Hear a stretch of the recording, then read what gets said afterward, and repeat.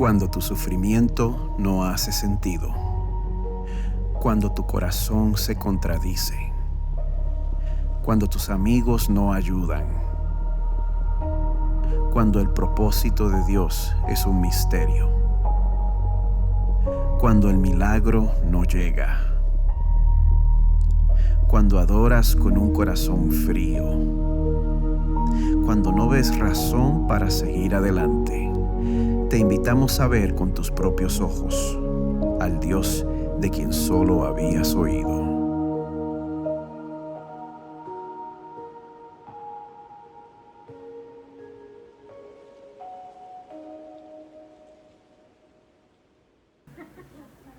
Bueno, bienvenidos sean todos, que por tercera vez me alegro de verlos, se los prometo.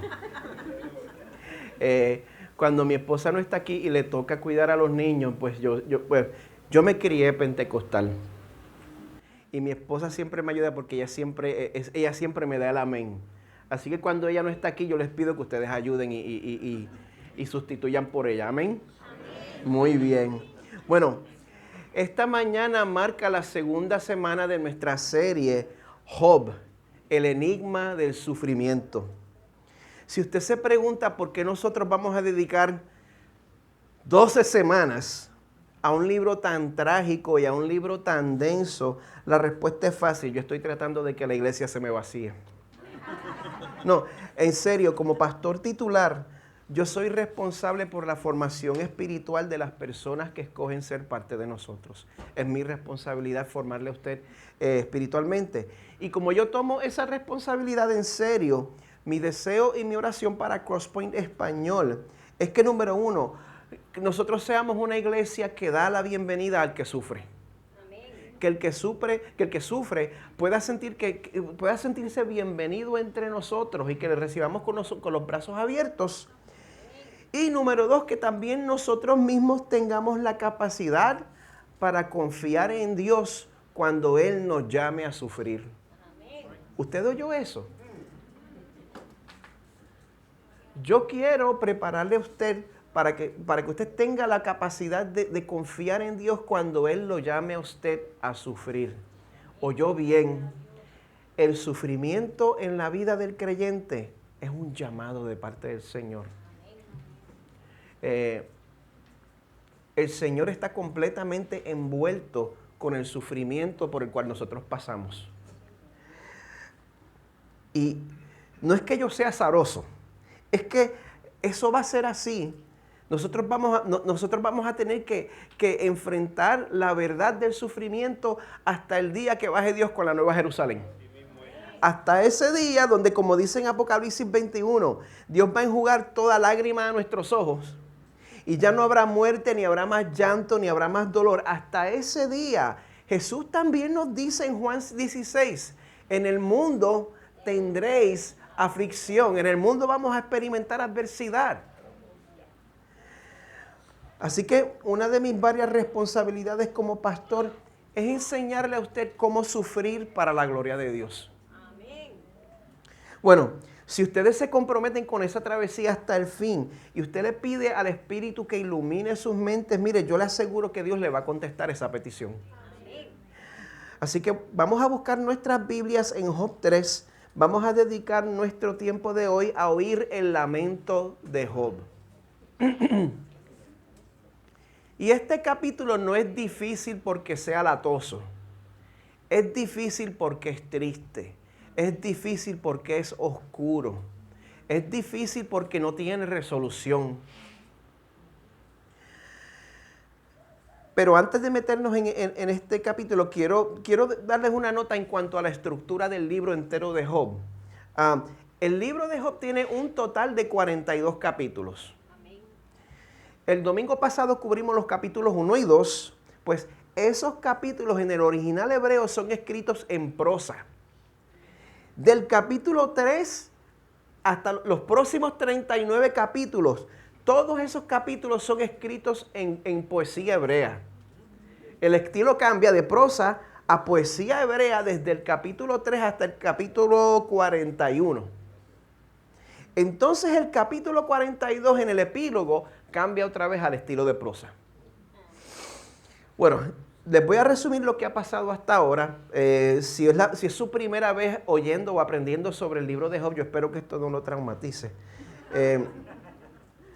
El capítulo 1 nos presenta a Job como un hombre justo, como un hombre de integridad, como un hombre que estaba viviendo en obediencia al Señor y era auténtico, confesaba su pecado, quería cubrir los pecados de sus hijos.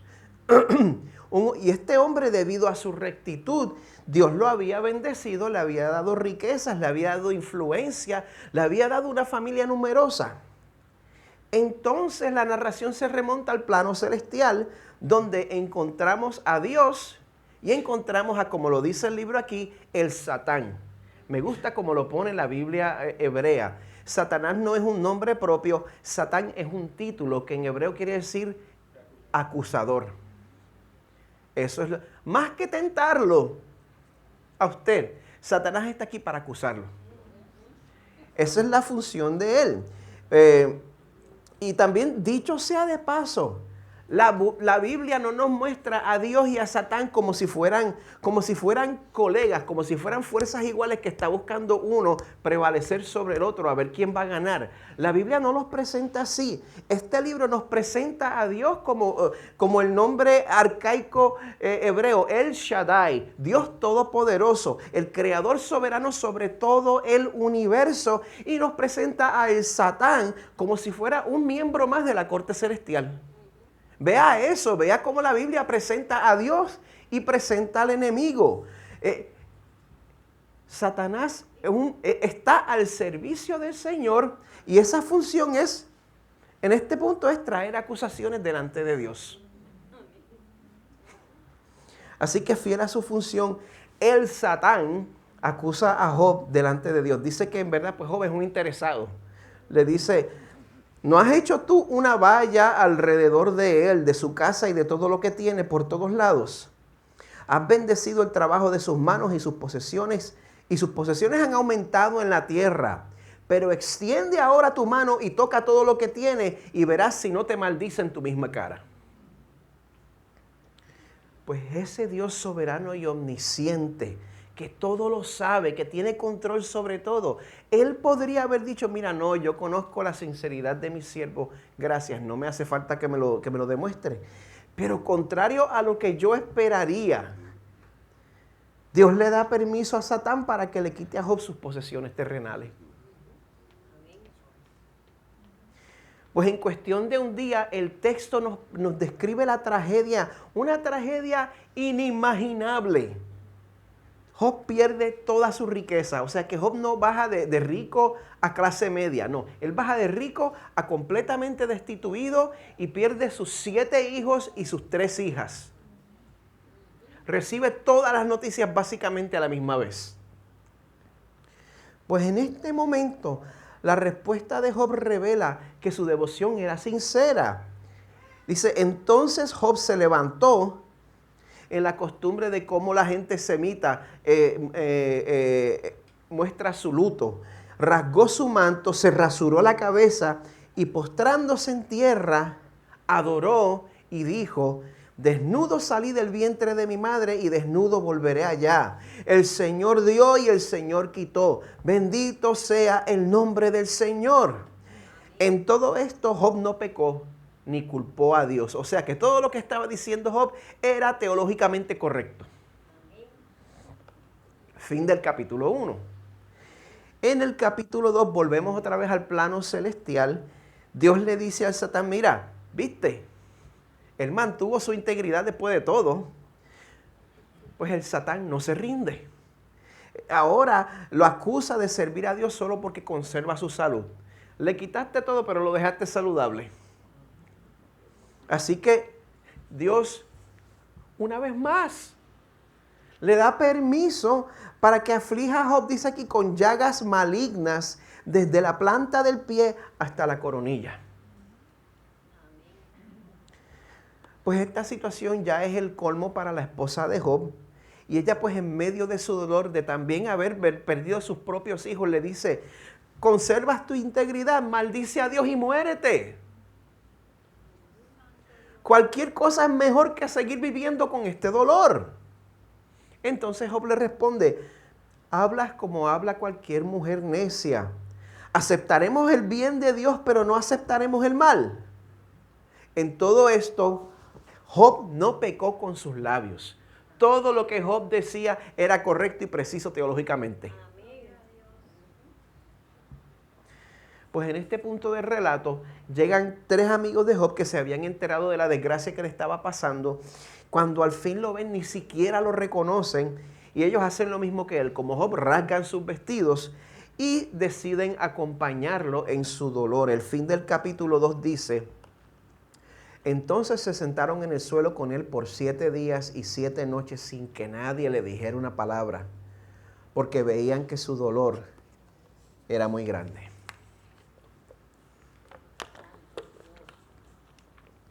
Ahí terminamos el domingo pasado. Si este fuera el final del libro, mire, ya tendríamos una moraleja.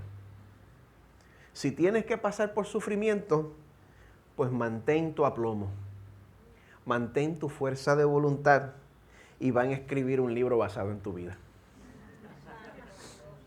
De hecho, yo creo que eso es lo que cree la mayoría de los cristianos sobre el libro de Job. Vamos a ser como Job. Eso es lo correcto. ¿Cuál es el problema? Nos quedan 40 capítulos más. Y Job no siempre mantiene el aplomo con que comenzó el libro. Yo no lo puedo culpar. Yo no lo puedo criticar.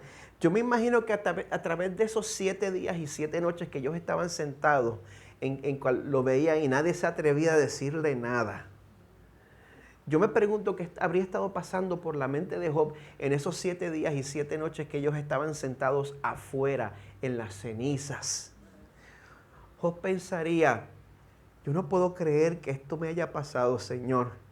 Yo te amo, Señor, mi corazón es tuyo. Así rascándose las llagas mientras está pensando eso, Señor. Señor, yo te amo con todo mi corazón. Aunque yo tenga que sufrir, Padre, yo soy tuyo, mi corazón es tuyo. Señor, pero este sufrimiento es demasiado, pero yo sé que tú tienes el poder para que mañana yo despierte y todo esto haya sido una pesadilla, Señor. Llora, ora, pide hasta que se duerme. Despierta la próxima mañana y nada ha cambiado. Yo me imagino que ese tiene que haber sido el caso por 7 días. Me imagino ya como en la noche número 6, Señor, tú tienes poder. Yo espero ese milagro. Yo espero tu milagro. Pasa esa noche. Job despierta con el sol porque está afuera. Se da cuenta que todavía no tiene nada, está destituido y se da cuenta que sus hijos todavía estaban muertos. Pues Job se da cuenta de que no le queda más remedio que resignarse a una vida de pobreza y también tiene que sobreponerse a la muerte de sus 7 hijos y sus 3 hijas. Solo quedaba su esposa, quien en medio de su propio dolor no lo iba a poder consolar. Busquen Job 3, comenzando en el verso 1. Va a estar en pantalla. En este momento, Job rompe su silencio y exclama de la siguiente manera. Después de esto, Job abrió su boca y maldijo el día de su nacimiento. Y dijo Job, perezca el día en que yo nací. Y la noche que dijo, un varón ha sido concebido. Sea ese día tinieblas. No lo tome en cuenta Dios desde lo alto, ni resplandezca sobre él la luz. Apodérense de él tinieblas y densa oscuridad. Pósese sobre él una nube, llénelo de terror la negrura del día. Y en cuanto a aquella noche, apodérense de ella las tinieblas. Que no se alegre entre los días del año, ni se cuente en el número de los meses. Que sea estéril aquella noche. No entren en ella gritos de júbilo. Maldíganla los que maldicen el día, los que están listos para despertar a Leviatán. oscurezcanse las estrellas de su alba, que espere la luz, pero no la tenga, que tampoco vea el rayar de la aurora. Porque no cerró las puertas del vientre de mi madre, ni escondió la aflicción de mis ojos. ¿Por qué no morí yo al nacer o expiré al salir del vientre?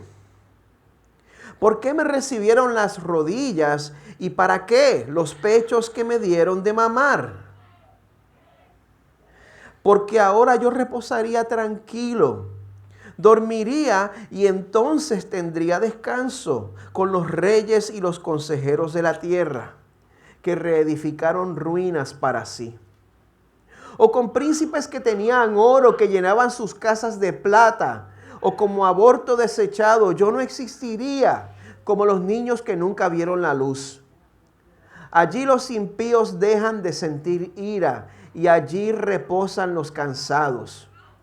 Juntos reposan los prisioneros, no oyen la voz del capataz. Allí están los pequeños y los grandes, y el esclavo es libre de su señor. ¿Por qué se da luz al que sufre y vida al amargado de alma? A los que ansían la muerte pero no llega, y cavan por ella más que por tesoros, que se alegran sobremanera y se regocijan cuando encuentran el sepulcro. ¿Por qué dar luz al hombre cuyo camino está escondido y a quien Dios ha cercado? Porque al ver mi alimento salen mis gemidos, y mis clamores se derraman como agua. Pues lo que temo viene sobre mí, y lo que me aterroriza me sucede. No tengo reposo, ni estoy tranquilo. No descanso, sino que me viene turbación. Palabra de Dios para nosotros. Padre que estás en los cielos, creador y soberano sobre cielo, tierra, la totalidad del cosmos. Yo te pido, Señor, que nos ayudes en esta mañana. Yo comienzo dándote gracias por el gran regalo de tu palabra. Pido que tu Espíritu me ayude a mí a exponer este pasaje con fidelidad al texto que tú nos has revelado. Y pido también que tu Espíritu nos ayude a ver la manera en que tú nos quieres exhortar y cambiar a través de esta palabra. Pedimos todo esto, Señor, por amor a Jesús, nuestro Salvador y mediador. Amén. Amén. Yo he visto que hasta el día de hoy, 17 de septiembre de 2023, a gran parte de la iglesia todavía le da trabajo aceptar que la depresión sea una condición legítima en el cristiano. De niño, en la iglesia donde yo me crié, cantaban un coro que decía, a ver quién más se lo sabe: no puede estar triste un corazón que tiene a Cristo, no puede estar triste un corazón que tiene a Dios. Canto con gozo y alabo a mi Cristo, no puede estar triste un corazón que tiene a Dios. Así. Miren, yo entiendo que la iglesia tiene una buena intención. Quiere alegrar al que está desanimado, pero hay que tener cuidado porque la música es poderosa. La música nos convence a través de nuestras emociones sin parar en la razón. La música es una manera fenomenal de uno memorizar las cosas. Yo soy músico. Quiero ser músico. Músico de verdad es Samuel, pero ese es otro tema. La música nos convence a través de nuestras emociones y aquí estamos usando una melodía bien pegajosa para afirmar algo que no es verdad. No puede estar triste un corazón que tiene a Dios.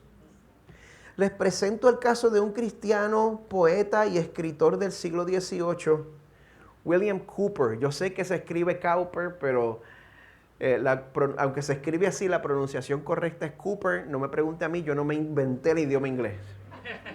No tengo nada que ver con eso. William Cowper, su madre murió cuando él tenía 6 años de edad.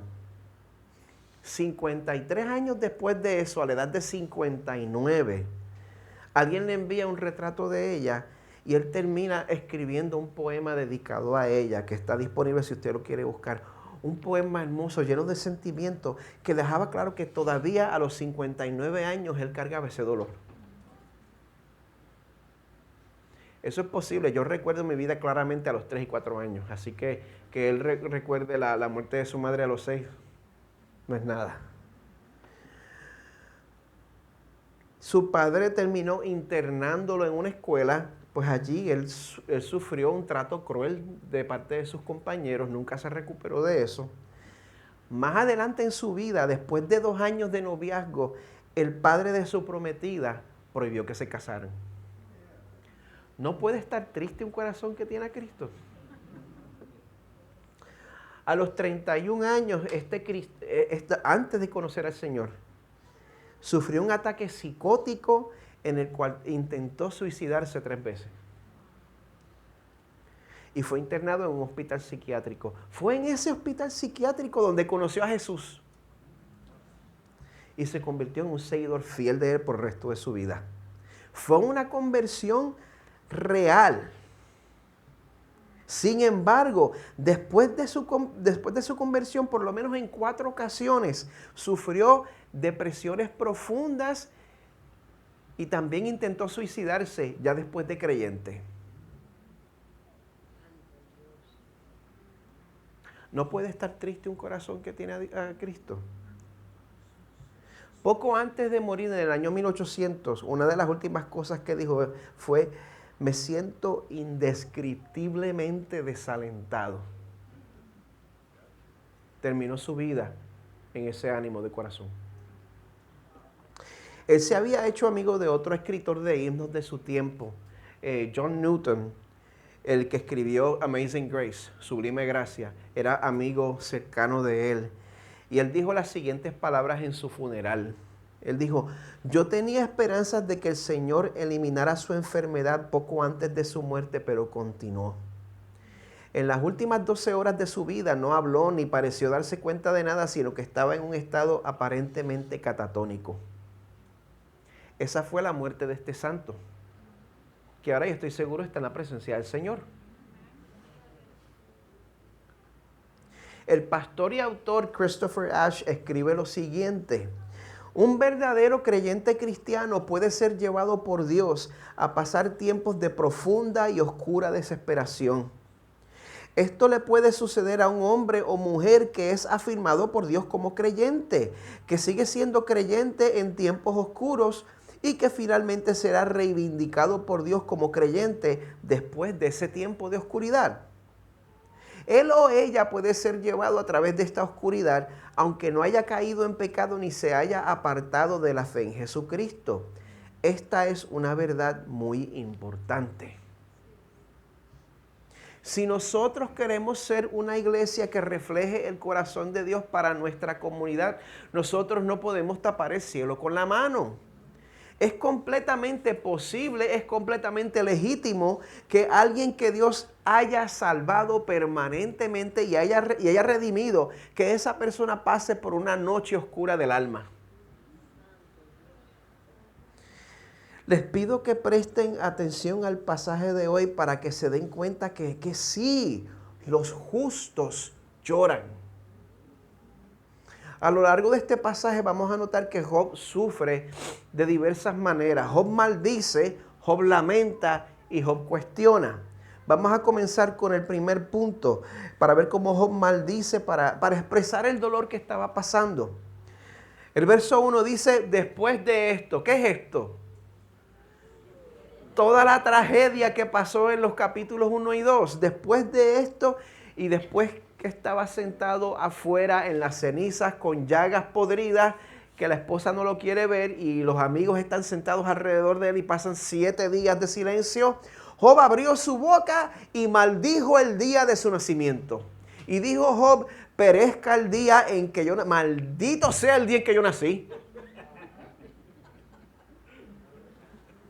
Paráfrasis Medina. Y la noche que dijo: un varón ha sido concebido. El propósito del Satán era que Job maldijera a Dios en su cara. Él no hace eso aquí.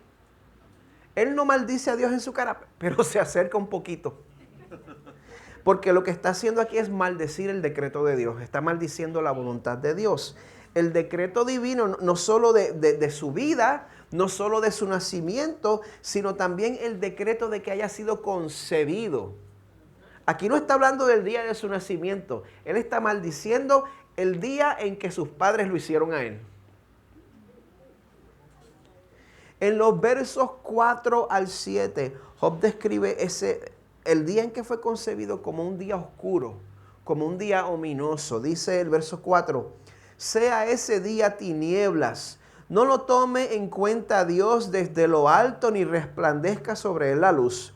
Apodérense de él tinieblas y densa oscuridad, pósese sobre él una nube, llénelo de terror la negrura del día. Y en cuanto a aquella noche, apodérense de ellas las tinieblas, que no se alegren entre los días del año, ni se cuente en el número de los meses, que sea estéril aquella noche, no entren en ella gritos de júbilo.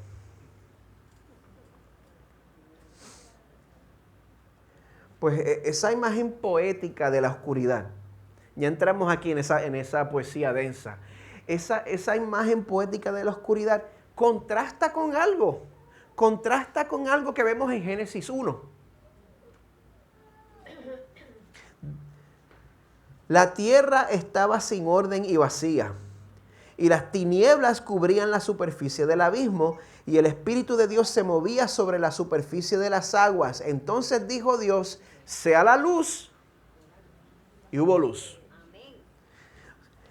De la misma manera en que la intervención de Dios trajo orden en medio del caos, de esa misma manera, a través de esta metáfora de la oscuridad, Job sugiere que su vida se ha deteriorado del orden al caos. En el verso 8, presten atención a una bestia que Job menciona. El libro la va a volver a mencionar más adelante. Dice el verso 8, maldíganla. Está todavía hablando de la noche en que él fue concebido. Maldíganla los que maldicen el día, los que están listos para despertar a Leviatán. Al Leviatán se le conocía como el monstruo marino del caos. No se sabe si era una criatura mítica o si era el nombre de una especie extinta o si es una especie que nosotros no hemos descubierto. El mar es increíblemente vasto y hay mucho que no sabemos sobre él. Pues el Leviatán se le veía como un enemigo del Creador, porque a través de la destrucción que causaba este monstruo marino, el Leviatán pues causaba un caos ciego. Un mal caótico que deshacía el orden y la belleza que Dios había creado. Es como la expresión que tienen los americanos, que habla de un toro dentro de una tienda de vajillas. No sé si habrá un equivalente en español. Dicen en inglés bull in a china shop. Pero pues ese mismo elemento de algo destructor en medio del orden. Pues Job dice que ese día es como el caos que ocasiona una bestia sin razón. Entonces utiliza una vez más la imagen de la oscuridad. Verso 9, oscurézcanse las estrellas de su alba, que espere la luz, pero no la tenga, que tampoco vea el rayar de la aurora. Job aquí está denunciando indirectamente, pero está denunciando que en el caso de su propia vida, Dios no estaba en control. Y que tanto la fortuna que él había experimentado como la calamidad que ahora estaba experimentando, que todas esas cosas eran producto del caos. ¿Le ha pasado esto a usted? ¿Le ha pasado o está pasando usted por esto ahora mismo? ¿Ha pasado por algo tan difícil que usted se pregunta si esa situación está fuera del control de Dios?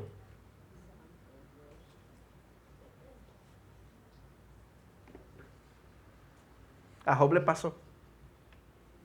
Él se sintió de esa manera.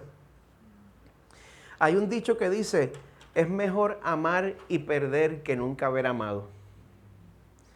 Pero el dolor de la pérdida de Job era tan horrible que mejor que pasar por eso, pues aquí Job lamenta haber nacido y haber experimentado amor y prosperidad en el pasado. Comenzando en el verso 10, Job se pregunta por qué Dios no cerró las puertas del vientre de mi madre, ni escondió la aflicción de mis ojos. ¿Por qué no morí yo al nacer o expiré al salir del vientre? ¿Por qué me recibieron las rodillas y para qué los pechos que me dieron de mamar? O sea que si él hubiera muerto durante su parto, él no habría tenido que sufrir de la manera que estaba sufriendo.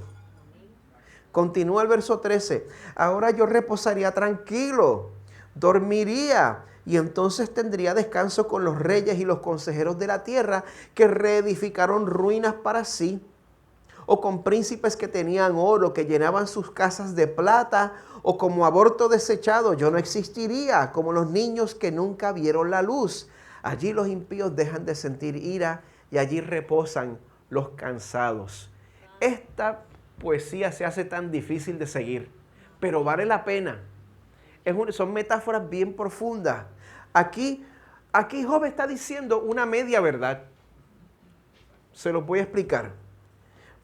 La parte que es verdad es que, bueno, ya sea rey, ya sea jefe de estado, o seas una criatura desechada en una clínica de aborto, sea uno de esos dos, ante la realidad inevitable de la muerte, todos estamos a la misma altura. La muerte nos iguala a toditos. Tanto mi tía abuela como la princesa Diana, las dos murieron en un accidente automovilístico. La muerte nos iguala, no importa cuál sea nuestro pedigrí. Ahora, lo que no es verdad es esa actitud fatalista de que, pues, lo que hacemos aquí, lo que logramos aquí no vale la pena. Todos esos príncipes que acumularon tantas cosas, hicieron tantas cosas para nada. Esa actitud no es verdad. Si tú has creído en Jesús, ¿quién de ustedes ha creído en Jesús? Amén. Muy bien. Gracias a la promesa de resurrección que tenemos, la Biblia nos exhorta en 1 Corintios 15, nos dice, estén firmes, constantes, abundando siempre en la obra del Señor, sabiendo que su trabajo en el Señor no es en vano.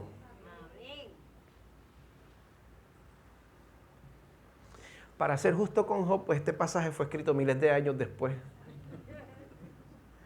Y el concepto semita de la muerte, de la vida después de la muerte era algo diferente, era algo que fue evolucionando con el tiempo. Job ve, en este momento, él está viendo a la muerte como un estado en el cual él se podía escapar de un Dios caprichoso, de un Dios que él no podía predecir ni entender. Comenzando en el verso 18, Job dice que en el lugar de los muertos, juntos reposan los prisioneros, no oyen la voz del capataz. Allí están los pequeños y los grandes, y el esclavo es libre de su señor. Una vez más, no se lo está diciendo directamente, pero Job está caracterizando a Dios como un capataz. ¿Te ha pasado a ti? En medio de tu sufrimiento, en medio de lo que puede estar pasando ahora, mira, quizá todavía tienes fe en Dios. Y estás diciendo, no es cuestión de que si Dios existe o no. Es que yo creo que Él no me ama. Y me trata como un supervisor al que yo le caigo mal. ¿Te ha pasado eso? A Job le pasó. Por esa razón Job cuestiona el que Dios permitiera la situación por la cual él estaba pasando.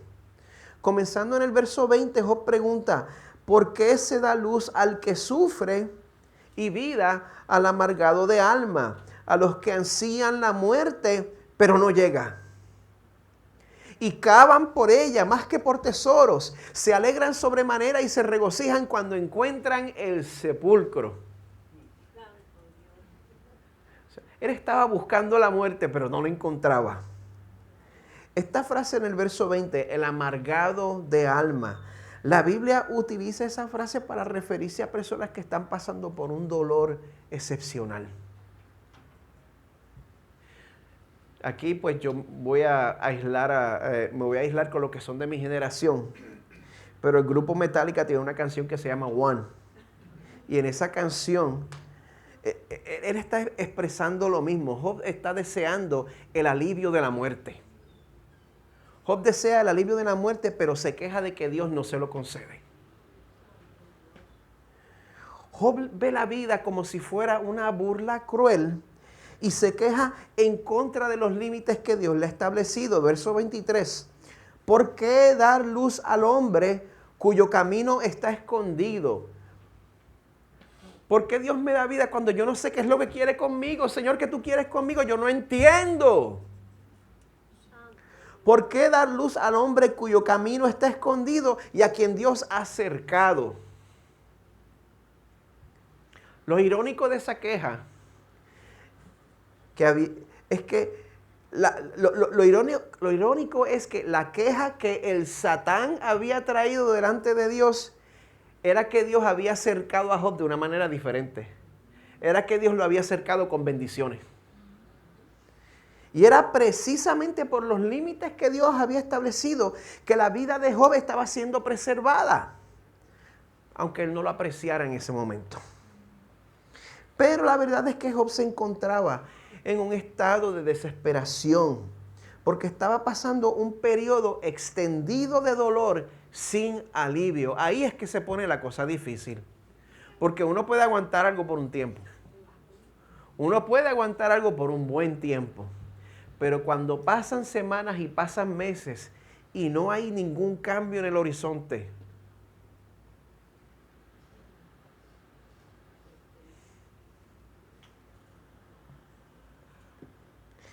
en los últimos 3 versos Job dice que cuando él trataba de comer, al ver mi alimento salen mis gemidos y mis clamores se derraman como agua. O sea que él estaba en pleno luto. Cuando uno no puede aguantar los embates de lloro que vienen. Y uno no puede predecir cuándo vienen. Lo que temo viene sobre mí. Lo que me aterroriza me sucede. No tengo reposo ni estoy tranquilo. No descanso, sino que me viene turbación.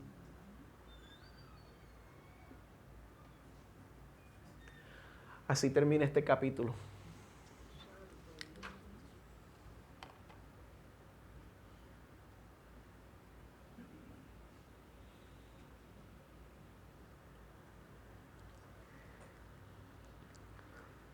No nos ofrece ninguna expresión de esperanza. Léalo usted, quizá a mí se me pasó. Yo pasé la semana buscando.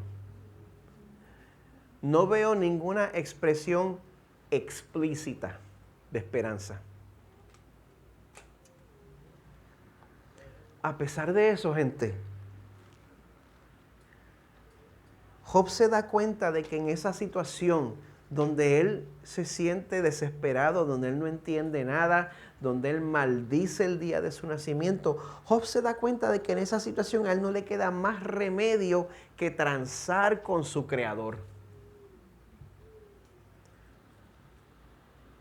Eso es lo único que me queda. Job desea la muerte, Job desea oscuridad, pero en vez de eso, Job recibe luz y recibe vida y las ha recibido de parte de Dios. Dios le ha concedido vida en medio de una situación horrible. Así que es con Dios que Job tiene que tratar. ¿Has pasado por alguna situación similar? Adivina con quién te toca transar. Es con Dios que tenemos que transar. Y a pesar del silencio de Dios, a pesar de que parezca estar ausente, Dios está muy presente aunque nosotros lo acusemos de que nos ha abandonado. Y lo más que yo deseo, bueno, antes de seguir, Salmo 46, Dios es nuestro amparo y fortaleza, nuestro pronto auxilio en tribulación. ¿Usted sabe eso? Si se va a memorizar algo, memorícese eso. Porque en los tiempos de problemas, la Biblia que nosotros nos hemos aprendido de memoria es lo que nos rescata. Dios es nuestro amparo y fortaleza, nuestro pronto auxilio en tribulación. Eso es lo que necesitaba recordar Job en medio de ese lamento, en medio de ese lamento de abandono. Y yo quiero que este lamento de abandono de Job, yo quiero que esto traiga a nuestras mentes otro lamento de abandono. El lamento de abandono de otro inocente que experimentó un sufrimiento que nosotros no podemos comprender. La Biblia nos enseña que no hay nadie que se pueda comparar a Dios, por muchas razones. Déjenme traerle una. Dios no es como nadie que usted conozca, porque Dios es uno. Oye Israel, Jehová tu Dios, Jehová uno es. Jehová es uno en esencia, pero es tres en persona. ¿A quién usted conoce que sea? No me vengan con personalidades múltiples. No es lo mismo.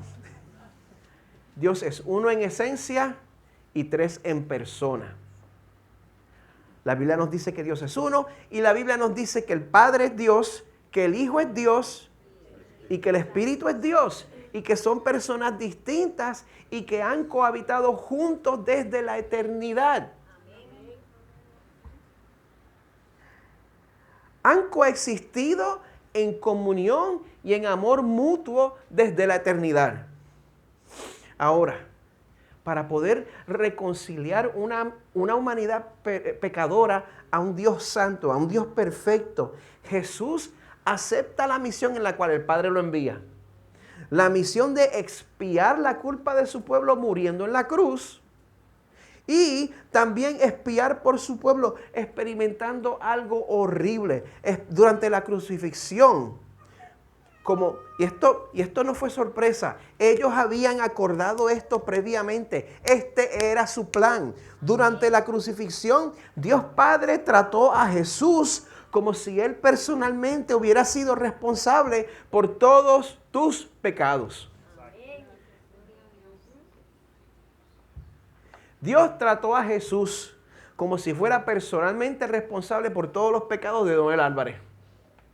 Dios trató a Jesús como si Él fuera personalmente responsable por todos los pecados de Endry Montes. Y los míos.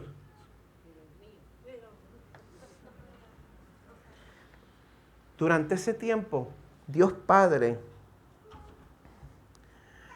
más bien Jesús, ahora vamos a enfocarnos en la persona de Jesús. Jesús había disfrutado una comunión perfecta con su Padre desde la eternidad. Y en ese momento de la crucifixión, Él tuvo que experimentar la realidad de ser abandonado en medio de su sufrimiento por el Padre a quien siempre le había amado. Y ahora, nosotros, a través de esa transacción, nosotros podemos decir como el Salmo 23, ciertamente el bien y la misericordia me seguirán todos los días de mi vida. ¿Usted sabe por qué? Porque en Mateo, cuando estaba siendo ejecutado, Jesús exclamó a gran voz diciendo, Elí, Elí, lema sabactani. Esto es, Dios mío, ¿por qué me has abandonado? Nosotros siempre vamos a contar con la cercanía de nuestro Señor porque Jesús estuvo dispuesto a ser abandonado en la cruz en nuestro lugar. Jesús comprende lo que es ser completamente abandonado.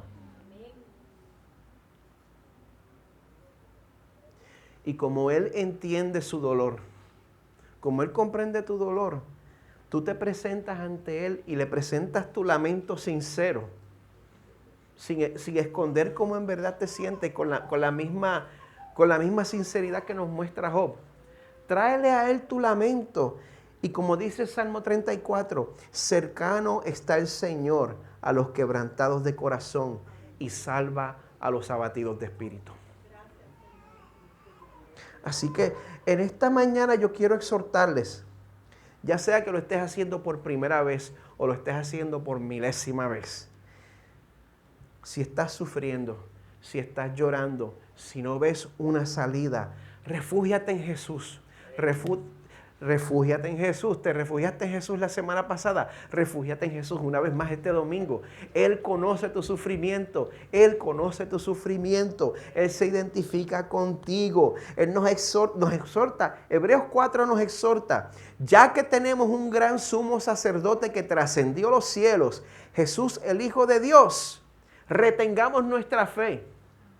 Porque no tenemos un sumo sacerdote que no pueda compadecerse de nuestras flaquezas, sino uno que ha sido tentado en todo como nosotros, pero sin pecado. Amén. Por tanto, acerquémonos con confianza al trono de la gracia para que recibamos misericordia y hallemos gracia para la ayuda oportuna. Dios te llama a que te acerques a Él.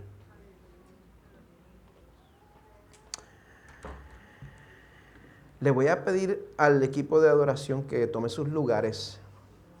Voy a invitar a los que nos hemos acercado a Él en fe a que lo hagamos una vez más. Vamos a participar juntos en el sacramento de la comunión.